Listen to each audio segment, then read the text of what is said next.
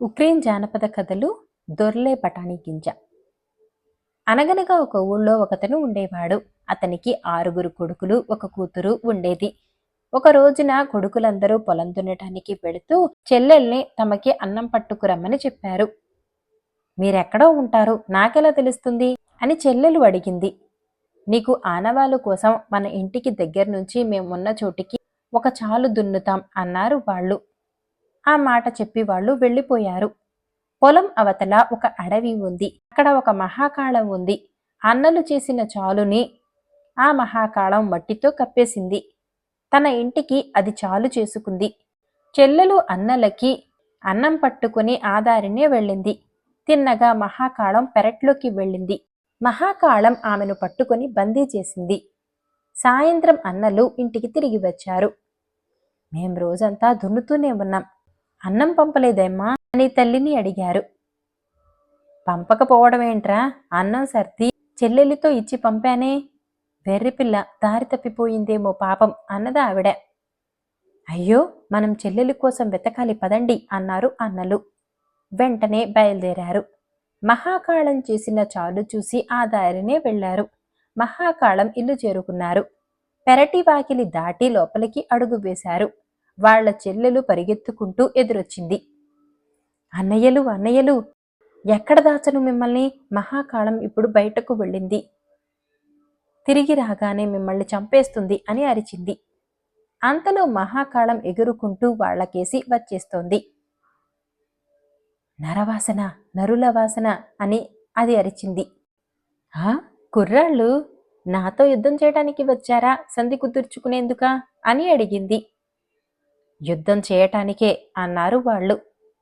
అయితే సరే అని ఇనుప నూర్పిడి కళ్ళల్లోకి వెళ్లారు. కానీ వాళ్ళు ఎక్కువసేపు యుద్ధం చేయలేదు. ఆ మహాకాళం ఒక్క దెబ్బ కొట్టి వాళ్లను కూలగొట్టింది. తర్వాత పైకి ఎత్తింది. కొన ఊపిరితో మిగిలారు. అప్పుడు వాళ్లను చీకటి కూపంలో పడేసింది మహాకాళం. కొడుకులు ఇదిగో వస్తారు, అదిగో వస్తారు అని తల్లి తండ్రి ఎదురు చూస్తూనే ఉన్నారు. వాళ్ళు ఎంతకీ రారే. ఒక రోజున వాళ్ళ అమ్మ బట్టలు ఉతుకుదామని రేవుకు వెళ్ళింది. చిత్రం, ఓ బఠానీ దొర్లుకుంటూ ఆమె దగ్గరకు వచ్చింది. ఆమె దాన్ని తీసుకుని తినేసింది. కొంతకాలం గడిచాక ఆమెకు ఒక కొడుకు పుట్టాడు. వాడికి దొర్లే బఠానీ గింజ అని పేరు పెట్టారు. దొర్లే బఠానీ గింజ గబగబా ఎదిగిపోయాడు. బాగా పెరిగాడు. వయసులో చిన్న అయినా బలంగా పెద్దవాడిలా అయ్యాడు. ఒకరోజు వాడు వాళ్ళ నాన్న బావి తవ్వుతున్నారు. అప్పుడు వాళ్ల పారళ్ళకి ఒక రాయి తగిలింది. అది పెద్ద బండరాయి. దాన్ని ఎత్తాలి. సహాయానికి ఇరుగు పొరుగు వాళ్లను పిలుచుకురావటానికి తండ్రి వెళ్ళాడు. కాని ఆయన తిరిగి వచ్చే లోపున వాడు ఒక్కడే దాన్ని ఎత్తేశాడు. ఇరుగు పొరుగు వాళ్ళు వచ్చి చూసి ముక్కు మీద వేలేసుకున్నారు. అంతేకాదు, భయపడిపోయారు కూడా. ఎలా చూసినా తమందరికంటే వాడు బలంగా ఉన్నాడాయే. నిజానికి వాళ్ళు ఎంత భయపడ్డారంటే వాడిని చంపేద్దామనుకున్నారు. కాని దొర్లే బఠానీ గింజ ఆ బండరాయిని పైకి ఎగరేసి అది నేల మీద పడేలోపున మళ్లీ పట్టుకున్నాడు. ఆ దెబ్బతో వాళ్ళు పారిపోయారు. తండ్రి కొడుకు మళ్లీ తవ్వటం మొదలు పెట్టారు. అలా తవ్వుతూ ఉండగా వాళ్ల పారకు పెద్ద ఇనుప దిమ్మ తగిలింది. వాడు దాన్ని తీసి దాచిపెట్టాడు. కొంతకాలం గడిచింది. ఒకరోజు వాడు తనకి 6 అన్నలు, ఒక అక్క ఉండేవాళ్లట. నిజమేనా అని తల్లిదండ్రుల్ని అడిగాడు. ఉండేవాళ్లు, కానీ ఒకసారి వెళ్లిపోయి మళ్లీ తిరిగి రాలేదు అని వాళ్ళు జరిగిన సంగతి యావత్తు అతడికి చెప్పారు. నేను వెళ్లి వాళ్ల కోసం వెతుకుతాను అని దొర్లే బఠానీ గింజ అన్నాడు. వద్దురా బాబు అని తల్లి తండ్రి వాడిని బతిమలాడారు. వద్దు నాయనా, చెల్లెల్ని వెతికి తీసుకొస్తామని మీ అన్నలు వెళ్లారు, మళ్ళీ తిరిగి రాలేదు. వాళ్ళు 6 అయినా ఇలా అయింది. నువ్వు ఒక్కడివి అన్నారు. లేదు, నేను వెళ్ళి తీరుతాను. రక్తం పంచుకొని పుట్టాం మేము. నేను అంత తేలికగా వదలను అన్నాడు వాడు. వాడు తనకి దొరికిన ఇనుప దిమ్మను కమ్మరి దగ్గరకు తీసుకువెళ్ళాడు. దీంతో నాకు గద చేసి ఇయ్యి, ఎంత పెద్దదైతే అంత మంచిది అన్నాడు. ఆ కమ్మరి గదని తయారు చేసి ఇచ్చాడు. అది చాలా పెద్దది. దాన్ని కార్ఖానాలో నుంచి తీసుకెళ్లాలంటే ఎంతో మంది కావాలి. అలాంటి దాన్ని వాడొక్కడు సునాయాసంగా ఎత్తేసి ఆకాశంలో కంటా విసిరాడు. నేను నిద్రపోతాను. గద మళ్లీ కిందకి పడే వేళకు 12 రోజులవుతుంది. అప్పుడు నన్ను లేపండి అని తండ్రికి చెప్పాడు. అతను మంచం ఎక్కి 12 రోజులు నిద్రపోయాడు. 13వ రోజున గద కిందకి దిగింది. తండ్రి వాడిని లేపాడు. వాడు ఒక్క ఉదుటున లేచి వేలు పైకెత్తాడు. వేలుకు తగిలిన గద రెండుగా బద్దలైపోయింది. ఇలాంటి చౌకబారు గద తీసుకుని అన్నయ్యలని అక్కని వెతకటానికి వెళ్ళలేను. ఇంకో గద కావాలి అన్నాడు దొర్లే బఠానీ గింజ. ఆ విరిగిపోయిన గదను తీసుకుని మళ్ళీ కమ్మరి దగ్గరికెళ్ళాడు. దీన్ని మార్చేసి కొత్త గద చేసియ్యి, నాకు సరిపడేదాన్ని చేసియ్యి అన్నాడు. కమ్మరి ముందటి దానికంటే పెద్ద గద చేసి ఇచ్చాడు. వాడు దాన్ని గాల్లోకి పైకెంటా వెగిరేసి మంచం ఎక్కి ఇంకో 12 రోజులు పడకేశాడు. 13వ రోజున అది మళ్ళీ కిందకి వచ్చింది. అది వస్తూ ఉంటే ఘోష వినపడింది. ఆ శబ్దానికి భూమి కంపించింది, అదిరింది. తల్లి తండ్రి వాడిని లేపారు. వాడు ఒక్కో ఉదుటున లేచి వేలు పైకి ఎత్తాడు. గద వేలుకు తగిలింది. బద్దలివ్వలేదు కానీ కొంచెం వంగింది. ఇది గద అంటే. ఇప్పుడు నా అన్నలని అక్కని వెతకటానికి వెళతాను. అమ్మ, కొన్ని రొట్టెలు కాల్చియ్యి, కొన్ని అప్పచ్చులు కూడా చేసియ్యి, నేను బయలుదేరతాను అన్నాడు వాడు. గదని, సంచుడు, అప్పచ్చులని, రొట్టెల్ని తీసుకుని తల్లికి తండ్రికి వెళ్ళి వస్తానని చెప్పి బయలుదేరాడు. మహాకాళం చేసిన పాతచాలులోనే వెళ్ళాడు. కొంచెం సేపట్లోనే ఒక చిట్టడవి తగిలింది. అలా వెళ్ళి వెళ్ళి ఆఖరికి ఒక పెద్ద ఇల్లు చేరుకున్నాడు. ఆ ఇంటి చుట్టూ పెరడు ఉంది. ఆ పెరడుకు చుట్టూతా కంచె కట్టి ఉంది. వాడు పెరట్లో నడుచుకుంటూ ఇంటి దగ్గరికి వెళ్ళాడు. అక్కడ అక్క కనిపించింది. మహాకాళం ఎక్కడికో వెళ్ళింది. అందుకే అక్క ఒక్కతే ఉంది. బాగున్నావా అమ్మాయి అని వాడు పలకరించాడు. నువ్వు బాగున్నావా అబ్బాయి? ఏమి ఇలా వచ్చావు? మహాకాళం కాసేపట్లో వచ్చేస్తుంది, నిన్ను మింగేస్తుంది అని ఆ అమ్మాయి అంది. చూద్దాం ఏం జరుగుతుందో. కానీ నువ్వెవరు? ఇక్కడ ఎందుకున్నావు? మా అమ్మకి నాన్నకి నేను ఒక్కతినే కూతుర్ని. ఈ మహాకాళానికి చిక్కేదాకా వాళ్లతోనే ఉన్నాను. మా 6 అన్నలు నన్ను విడిపిద్దామని వచ్చారు, కానీ విడిపించలేకపోయారు. నీ అన్నలు ఇప్పుడెక్కడున్నారు అని వాడు అడిగాడు. ఆ మహాకాళం వాళ్ళని చీకటి కూపంలో తోసేసింది. వాళ్ళు బతికున్నారో లేదో కూడా నాకు తెలీదు. నేను నిన్ను విడిపించగలనేమో మరి అన్నాడు దొర్లే బఠానీ గింజ. మా అన్నలు 6. వాళ్ళు నన్ను విడిపిద్దామని ప్రయత్నించారు, కానీ విడిపించలేకపోయారు. నువ్వొక్కడివి ఎలా విడిపించగలవు? చూద్దాం ఏం జరుగుతుందో అన్నాడు దొర్లే బఠానీ గింజ. అతను కిటికీ పక్కన చేరి మహాకాళం కోసం చూస్తూ కూర్చున్నాడు. ఇంతలో మహాకాళం వచ్చింది. ఇంట్లోకి అడుగుపెట్టి వాసన చూసింది. నరవాసన అంది. కావచ్చు, మరి నేను ఇక్కడ ఉన్నాగా అని ముందుకు వస్తూ అన్నాడు దొర్లే బఠానీ గింజ. ఏం ఇలా వచ్చావు నాయనా? నాతో యుద్ధం చేద్దామని వచ్చావా, లేక సందు చేసుకుందామని వచ్చావా? యుద్ధమే. అలాగా, అయితే ఇనుప నూర్పిడి కళ్ళెం దగ్గరికి పద. కాని మహాకాళము వాడు నూర్పిడి కళ్ళెం దగ్గరకు వెళ్లారు. మహాకాళం వాడికి ఎదురుగా నుంచుంది. నువ్వు ముందు దెబ్బ కొట్టు అంది మహాకాళం. వద్దులే, ముందు నువ్వే కాని అన్నాడు వాడు. ఆ మాటతో మహాకాళం వాడి మీద ఎగిరి గట్టిగా కొట్టింది. ఆ దెబ్బకు వాడు నూర్పిడి కళ్ళెంలో చీలమండ దాకా కూరుకుపోయాడు. కానీ రెప్ప మూసి తెరిచేలోగా బయటపడి మహాకాళాన్ని తన గదతో మోపి మోకాలు లోతుకి దిగేశాడు. ఆ మహాకాళం బయటకు ఊడిపడి వాడిని అంతలోతికి దిగేసింది. కాని వాడు బెదిరే మనిషా? వాడు మహాకాళాన్ని ఇంకో దెబ్బ కొట్టాడు. ఆ దెబ్బకి మహాకాళం నేలకి మొలలోతు కూరుకుపోయింది. అప్పుడు వాడు ఇంకో దెబ్బ కొట్టాడు. దాంతో అక్కడికక్కడే అది ప్రాణం విడిచింది. ఆ తర్వాత వాడు చీకటి కూపంలోకి వెళ్లి అన్నలను విడిపించాడు. వాళ్ళు కొన ఊపిరితో ఉన్నారు. అన్నలని, అక్కని, మహాకాళం దాచిపెట్టిన బంగారాన్ని, వెండిని తీసుకుని వాడు ఇంటికి బయలుదేరాడు. కానీ తమ్ముడునని వాళ్లకి చెప్పలేదు. వాళ్ళు దారిలో ఒక చెట్టు కింద అలసట తీర్చుకునేందుకు కూర్చున్నారు. మహాకాళంతో యుద్ధం చేసి చేసి ఉండటం వల్ల దొర్లే బఠానీ గింజకు గాఢ నిద్ర పట్టేసింది. ఆ 6 అన్నదమ్ములు తమలో తాము ఇలా మాట్లాడుకున్నారు. ఎవరికైనా ఈ ముక్క తెలిస్తే నవ్వుతారు. మనం 6 ఉండి మహాకాళాన్ని ఏమీ చేయలేకపోయాము. ఈ కుర్రాడు ఒక్కడు దాన్ని హతమార్చాడు. పైగా దాని ఐశ్వర్యమంతా వీడికే దక్కుతుంది. దొర్లే బఠానీ గింజ నిద్రపోతూ ఉండగానే ఆ చెట్టుకి కట్టేద్దామని అనుకున్నారు.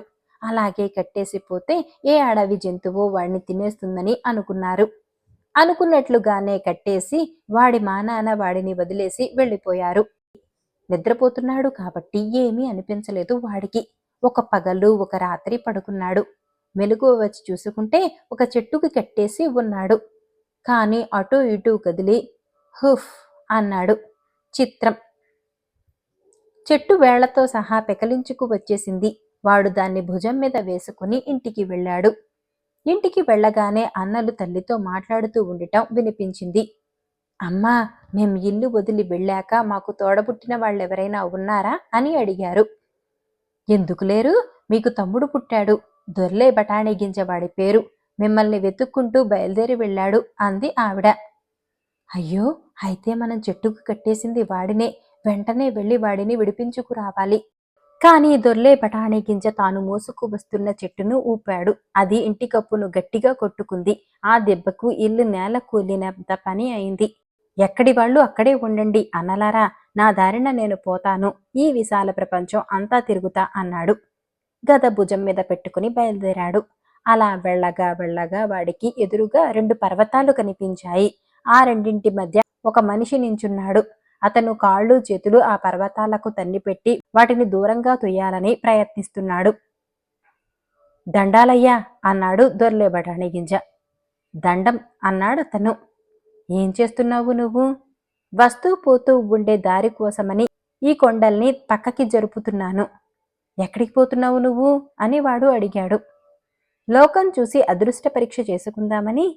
నేను అందుకే బయలుదేరాను. నీ పేరేమిటి అని వాడు అతన్ని అడిగాడు. కొండల్ని కదిపేవాడు. నీ పేరేమిటి? దొర్లే బఠానీ గింజ. పద, కలిసి వెళదాం అన్నాడు వాడు. సరే పద అన్నాడు అతను. ఇద్దరూ కలిసి వెళ్లారు. అలా వెళ్ళగా వెళ్ళగా వాళ్లకు అడవిలో ఒక మనిషి కనిపించాడు. అతను వేళ్లతో సహా చెట్లను పెకలిస్తున్నాడు. ఒక్కసారి అలా తిప్పుతుంటే చెట్ల వేళ్లతో సహా ఊడొచ్చేస్తోంది. దండాలయ్యా అన్నారు వాళ్ళు. దండాలు బాబులు అన్నాడు ఆ మనిషి. ఏం చేస్తున్నావేమిటి? ఇటు వచ్చే వాళ్ళకి దారి ఉంటుందని చెట్లను పీకేస్తున్నాను. ఎక్కడికి ఏమిటి ప్రయాణం? అదృష్ట దేవతను వెతుక్కోటానికి. మేము అందుకే బయలుదేరాం. నీ పేరేమిటి? ఓకు వృక్షమర్దనుడు. తమరి పేర్లేమిటి? దొర్లే బఠానీ గింజ. కొండల్ని కదిపేవాడు. కలిసి వెళదాం పద. ఓ అలాగే. వాళ్ళు ముగ్గురూ కలిసి వెళ్లారు. అలా వెళ్ళగా వెళ్ళగా వాళ్లకు నది ఒడ్డున కూర్చున్న మనిషి ఒకడు కనిపించాడు. ఆ మనిషి మీసాలు చాలా పారుగా ఉన్నాయి. ఒక్కసారి ఒక మీసం మెలితిప్పితే చాలు, నీళ్లు అటూ ఇటూ వెనక్కి ప్రవహించే నదిలో దారి ఏర్పడుతుంది. అటు వెళ్లాలనుకున్న వాళ్లకు బాట ఏర్పడుతుంది. దండాలయ్యా అన్నారు వాళ్ళు అతన్ని చూసి. దండం బాబులు. ఏమిటి చేస్తున్నావు? నదిని దాటడానికి నీళ్లను అటూ ఇటూ విడతీస్తున్నాను. ఎక్కడికి ఏమిటి ప్రయాణం? అదృష్ట దేవతను వెతకటానికి. మేము ఆ పనిలోనే ఉన్నాం. నీ పేరేమిటి? మెలితిప్పే మీసం. మీ పేర్లేమిటో? దొర్లే బఠానీ గింజ. కొండల్ని కదిపేవాడు. ఓకు వృక్షమర్దనుడు. మనం అందరం కలిసి వెళదాం కానివ్వండి. వాళ్ళు అందరూ కలిసి బయలుదేరారు. వాళ్ల ప్రయాణం సునాయాసంగానే ఉంది. ఏమంటే కొండల్ని కదిపేవాడు ప్రతి కొండను పక్కకి తప్పిచేసేవాడు. ఓకు వృక్షమర్దనుడు అడ్డం తగిలిన అడవులన్నింటినీ పెకలించేసేవాడు. మెలితిప్పే మీసం దారిలో తగిలిన ప్రతి నీటిని అటూ ఇటూ విడదీసేసేవాడు. అలా వెళ్ళగా వెళ్ళగా వాళ్లకు ఒక పెద్ద అడవి మధ్యలో చిన్న గుడిసె కనిపించింది. వాళ్ళు లోపలికి అడుగుపెట్టి చూస్తే చిత్రం, ఎవ్వరూ లోపల ఉంటున్నట్టు కనిపించలేదు.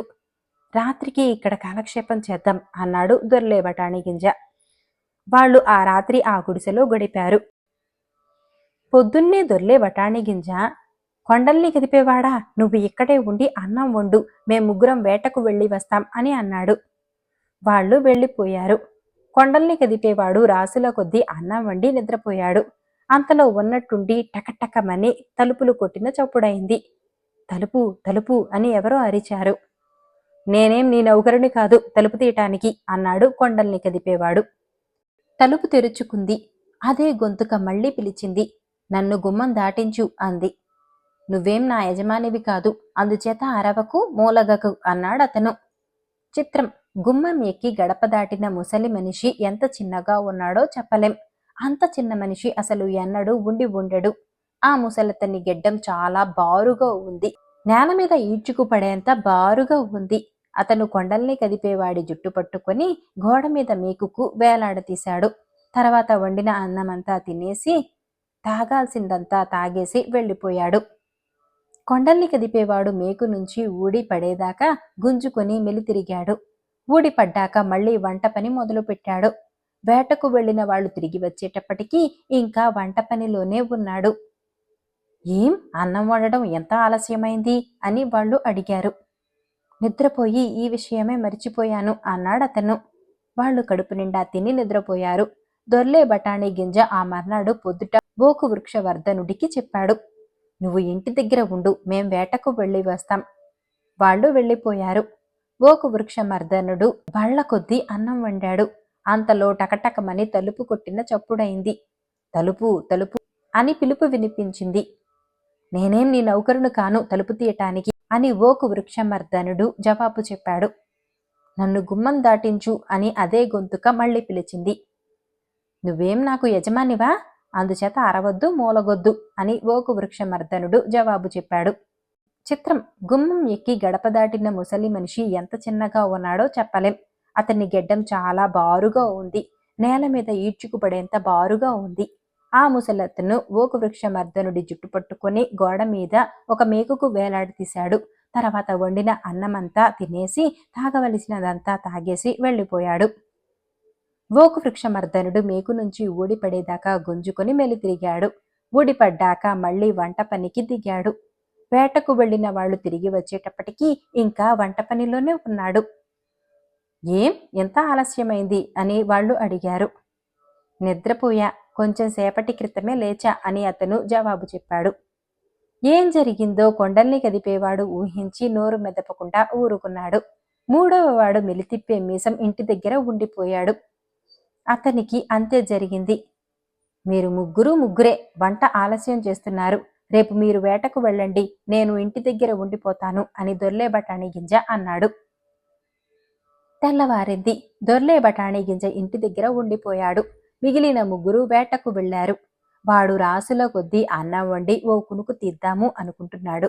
ఇంతలోనే తలుపు టకటకమని చప్పుడైంది. తలుపు తలుపు అని ఎవరో పిలిచారు. దొర్లే బఠానీ గింజ తలుపు తీశాడు. అతని ముందు అతి చిన్న ముసలతను నుంచుని ఉన్నాడు. అతని గెడ్డం బారుగా ఉంది. అది నేల మీద ఈడ్చుకుంటూ పడేంత బారుగా ఉంది. నన్ను గడప దాటించు బాబు అన్నాడు మనిషి. దొర్లే బఠానీ గింజ ఆ ముసలతన్ని ఎత్తి ఇంట్లోకి తీసుకువచ్చి నేల మీద కూర్చోపెట్టాడు. ఆ చిన్న ముసలతను గుండ్రంగా తిరుగుతూ చిన్నగా గెంతుతూ కయ్యానికి కాలు దువ్వటం మొదలు పెట్టాడు. ఏం కావాలి నీకు అని దొర్లే బఠానీ గింజ అడిగాడు. ఏం కావాలో ఇప్పుడే చూద్దువు కాని అన్నాడు ఆ ముసలతను. తన చేతిని చాచి దొర్లే బఠానీ గింజ జుట్టు అందిపుచ్చుకోబోయాడు. కాని వాడు, ఓహో, నువ్విలాంటి మనిషివన్నమాట అని తన జుట్టు అందించటానికి బదులుగా ఆ ముసలతని గెడ్డం పట్టుకున్నాడు. ఒక గొడ్డలి తీసుకుని ఈ చిన్న ముసలతన్ని బయటకు ఓక్ చెట్టు దాకా ఈడ్చుకుపోయాడు. వాళ్లను బయటకు తీసుకువెళ్లాడు. ఏం మాయో, ఓక్ చెట్టు లేదు, చిన్న ముసలతను లేడు. ఆ చిన్న ముసలాడు ఓక్ చెట్టును వేళ్లతో సహా పికిలించేసి తనతో పాటు ఈడ్చుకుపోయాడు.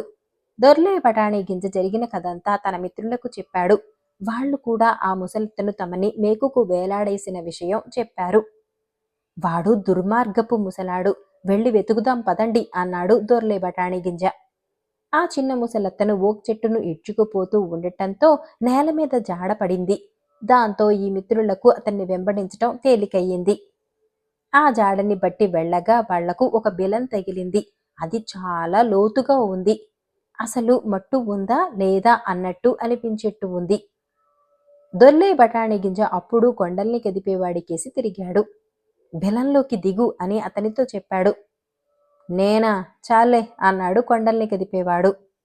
బోకు వృక్షమర్ధనుడా నువ్వు, లేదా నువ్వు మెలితిప్పే మీసం అని వాళ్లను అడిగాడు. బిలంలోకి దిగే సాహసం ఆ ఇద్దరిలో ఎవ్వరికీ లేకపోయింది. సరే అయితే నేనే దిగుతాను, కానీ నాకు ఒక తాడు కావాలి, ఒక తాడును పేనుదాం పట్టండి అన్నాడు బఠానీ గింజ. వాళ్ళు తాడుని పేనారు. దొర్లే బఠానీ గింజ ఆ తాడుకు ఒక చివర పట్టుకుని మణికట్టు చుట్టూ కట్టుకున్నాడు. ఇప్పుడు దిగుతాను అన్నాడు. వాళ్ళు దొర్లే బఠానీ గింజను దింపుతూనే ఉన్నారు. వాళ్లకు అలా దింపటం చాలాసేపు పట్టింది. ఆ బిలం పాతాళలోకమంత లోతు ఉంది.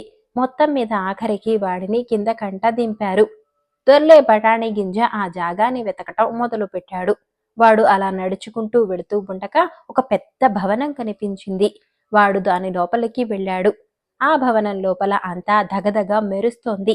ఏమంటే లోపల అంతా విలువైన వజ్రాలు పొదిగి బంగారంతో చేసి ఉంది. వాడు ఒక గదిలోంచి ఇంకో గదిలోకి వెళుతూనే ఉన్నాడు. ఇంతలో ఉన్నట్టుండి అతనికేసి ఒక రాకుమారి పరిగెత్తుకుంటూ వచ్చింది. ఆమె అద్భుత సౌందర్య రాశి. అసలు ఆమెతో పోల్చటానికి 14 లోకాలలో ఎవ్వరూ లేరు. ఇలా వచ్చావేం యువకుడా అన్నదామె. నేల మీద జీరాడే గడ్డం ఉన్న ముసలతని కోసం వెతుకుతున్నాను అన్నాడు వాడు. అతని గెడ్డం ఓక్ చెట్టు బీటలో చిక్కుకుంది. దాన్ని లాక్కోవడం కోసం తంటాలు పడుతున్నాడు అని రాకుమారి చెప్పింది. అతని దగ్గరికెళ్ళొద్దు, ఏమంటే మిగతా వాళ్ళలాగే నిన్ను చంపేస్తాడు అంది. నన్ను చంపడు, అతని గెడ్డం పట్టుకుని ఆ బీటలో పెట్టి నొక్కేసిన వాడిని నేనే. ఇంతకీ నువ్వెవరు అని వాడు ఆమెను అడిగాడు.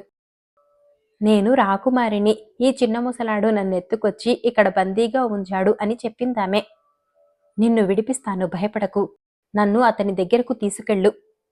రాకుమారి అతడిని ఆ చిన్న ముసలతని దగ్గరకు తీసుకువెళ్ళింది. తీరా చూస్తే ఆ ముసలతను చెట్టుబీటలో నుంచి గెడ్డం ఇవతలకి లాక్కొని నిమురుకుంటున్నాడు.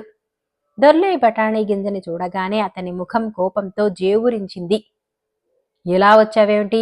నాతో యుద్ధం చేయడానికి వచ్చావా, సంధి కుదుర్చుకుందామని వచ్చావా అని అడిగాడు. నేనిక్కడికి వచ్చింది నీతో యుద్ధం చేయడానికి. నీలాంటి వాళ్లతో సంధి చేసుకుంటాను అనుకుంటున్నావా అని దొర్లే బఠానీ గింజ అన్నాడు. ఇద్దరూ యుద్ధం చేయటం మొదలుపెట్టారు. భీకరంగా పోరాడారు. చాలాసేపు పోరాడారు. ఆఖరికి దొర్లే బఠానీ గింజ తన గదతో ముసలతన్ని కొట్టి చంపేశాడు. ఆ తర్వాత వాడు ఆ రాకుమారి ఆ భవనంలో దొరికిన బంగారాన్ని వజ్రాల్ని పోగు చేసుకుని 3 బస్తాల నిండా నింపారు. ఆ పాతాళ లోకంలోకి తాడు పట్టుకు దిగిన బిలం దగ్గరకు బయలుదేరారు. కొంచెం సేపట్లో అక్కడికి చేరారు. వాడు నోటి దగ్గరగా చేతుల్ని పెట్టి మిత్రుల్ని పిలిచాడు. ఇంకా అక్కడ ఉన్నారా అని అడిగాడు. ఉన్నాం అని జవాబు వచ్చింది. వాడు ఒక బస్తాని తాడుకు కట్టాడు. పైకి లాగండ్రా, ఈ బస్తా మీదే అన్నాడు. వాళ్ళు బస్తాన్ని పైకి లాగి మళ్లీ తాడును లోపలికి దింపారు. వాడు మళ్లీ ఇంకో బస్తాని కట్టాడు. దీన్ని లాగండి, ఇది మీదే అని చెప్పాడు. అలాగే 3వ బస్తాని కట్టాడు. ఆ తర్వాత రాకుమారిని తాడుకు కట్టాడు. రాకుమారి నాది అన్నాడు. ఆ 3 మిత్రులు రాకుమారిని పైకి తీశారు. ఇప్పుడు లోపల వాడొక్కడు మిగిలిపోయాడు. వాడిని పైకి లాగి తాడును వదిలేద్దాం, వాడు కింద పడి చస్తాడు, రాకుమారి మనకి దక్కుతుంది. కాని వాడు వాళ్ళేం చేయబోతారో ఊహించాడు. అందుకని ఒక పెద్ద రాతి బండని తాడుకు కట్టాడు. ఇప్పుడు లాగండి నన్ను పైకి అని అరిచాడు. వాళ్ళు తాడుని దాదాపు బిలం అంచుదాకా లాగి వదిలేశారు. ఆ రాయి జర్రున కిందకి పడింది. ధనామని చప్పుడైంది. భలే వాళ్ళున్నారు నాకు స్నేహితులు అనుకున్నాడతను. అక్కడ నుంచి ఆ అధోలోకంలో తిరగటం మొదలుపెట్టాడు. అలా నడుస్తూనే ఉన్నాడు. ఉన్నట్టుండి ఆకాశంలో మేఘాలు కమ్ముకున్నాయి. వడగళ్ల వాన మొదలైంది. వాడు ఒక ఓక్ చెట్టు కిందకి చేరాడు. అక్కడ నుంచుని ఉండగా వాడికి చెట్టుపైన ఉన్న గూడి నుంచి రాబందు పిల్లలు కిచకిచలాడుతూ ఉండటం వినిపించింది. వాడు చెట్టెక్కి తన కోటు విప్పి వాటికి కప్పాడు. వాన వెలిసింది. పెద్ద రాబందు ఎగురుకుంటూ వచ్చింది. అది ఈ బుల్లి రాబందుల తండ్రి. ఎవరమ్మా మీకు ఇలా కప్పింది అని అడిగింది. నువ్వు అతన్ని మింగేయనంటే చెబుతాం అన్నాయి అవి. ఎందుకు తింటాను, భయం లేదు చెప్పండి. చెట్టు కింద కూర్చున్న అతన్ని చూశావా, అతనే మాకిలా కప్పాడు. పెద్ద రాబందు కిందికి వెళ్ళింది. ఏమన్నా కోరుకో, నీ కోరిక తీరుస్తాను అంది అది. నేను లేనప్పుడు వడగళ్ల వానకి బలైపోకుండా నా బిడ్డలు దక్కటం ఇదే మొదటిసారి అంది అది. నన్ను మా రాజ్యానికి తీసుకెళ్ళు అని అడిగాడు. అది మాటలతో జరిగే పని కాదు, కాని 6 సీసాల మాంసం 6 పీపాల నీళ్లు కూడా ఉంటే సాధించగలం అంది పెద్ద రాబందు. నేను కుడిపక్కకు తల తిప్పినప్పుడల్లా నువ్వు ఒక మాంసం ముక్క నా నోట్లో వేయాలి. ఎడమవైపు తల తిప్పినప్పుడల్లా ఒక గుక్క నీళ్లు పోయాలి. అలా చేయకపోతే నేను ఎన్నటికీ చేరుకోలేను, దారిలోనే చచ్చిపోతాను అంది. 6 పీపాల మాంసం 6 పీపాల నీళ్లు తీసుకుని ప్రయాణం మొదలుపెట్టారు. దొర్లే బఠానీ గింజ వాటిని రాబందు వీపు మీద పెట్టి తను ఎక్కాడు. అది ఎగిరింది. రాబందు తలని కుడివైపు తిప్పినప్పుడల్లా వాడు కొంత మాంసం దాని నోట్లో వేసేవాడు. అది తలను ఎడమవైపుకు తిప్పినప్పుడల్లా ఒక గుక్క నీళ్లు పోసేవాడు. ఆ విధంగా ఎన్నో రోజులు ప్రయాణం సాగింది. దొర్లే బఠానీ గింజ దాదాపు రాజ్యానికి చేరుకున్నట్టే. అప్పుడు రాబందు తల కుడివైపు తిప్పింది. వాడు ఆఖరి పీపాలోకి చూశాడు. అక్కడ ఒక్క పిసరు కూడా మాంసం మిగల్లేదు. అది చూసి తన కాలు నుండి ఒక ముక్క కోసి దానికి పెట్టాడు. వాళ్ళు గమ్యం చేరారు. అప్పుడు నేనిప్పుడు తిన్నది ఏమిటి, చాలా బాగుంది అని రాబందు అడిగింది. నా శరీరంలోని మాంసం అన్నాడు వాడు కాలు చూపించి. రాబందు ఏమీ అనలేదు. కానీ ఆ ముక్కను ఊసింది. వాడిని అక్కడే ఉంచి కొంచెం ఆరోగ్య జలం తేవటానికి వెళ్ళింది. కొంచెం సేపట్లోనే నీళ్లతో వచ్చింది. వాడు కాలులోని కోసిన ముక్కని అతికించి నీళ్లు పోయగానే అది వెంటనే బాగైపోయింది. ఆ తర్వాత రాబందు తన ఇంటికి ఎగిరి వెళ్ళిపోయింది. నమ్మక ద్రోహం చేసిన ఆ మిత్రులు ఎక్కడున్నారా అని వెతకటానికి వెళ్ళాడు దొర్లే బఠానీ గింజ. ముగ్గురు ఆ రాకుమారిని తీసుకుని రాజప్రాసాదానికి వెళ్లారు. అక్కడ రాకుమారిని ఎవరు పెళ్లి చేసుకోవాలా అని వాళ్లల్లో వాళ్ళు దెబ్బలాడుకోవటం మొదలుపెట్టారు. దొర్లే బఠానీ గింజ వాళ్లను అక్కడ పట్టుకున్నాడు. అతడిని చూడగానే వాళ్ల ముఖాల్లో కత్తి వేటుకి నెత్తిటి చుక్క లేకపోయింది. నా అన్నలే నాకు అన్యాయం చేశారు, మీదే ఉంది, మిమ్మల్ని క్షమించక తప్పదు అన్నాడు. తర్వాత వాడు రాకుమారిని పెళ్లాడాడు. ఇద్దరూ హాయిగా కలకాలం బతికారు. మీకు ఈ కథ నచ్చిందా? అయితే వీడియోని లైక్ చేసి ఛానల్ని సబ్స్క్రైబ్ చేసుకోండి. ధన్యవాదాలు. అలాగే మీకు ఎలాంటి కథలు కావాలో కూడా కామెంట్ చేయండి.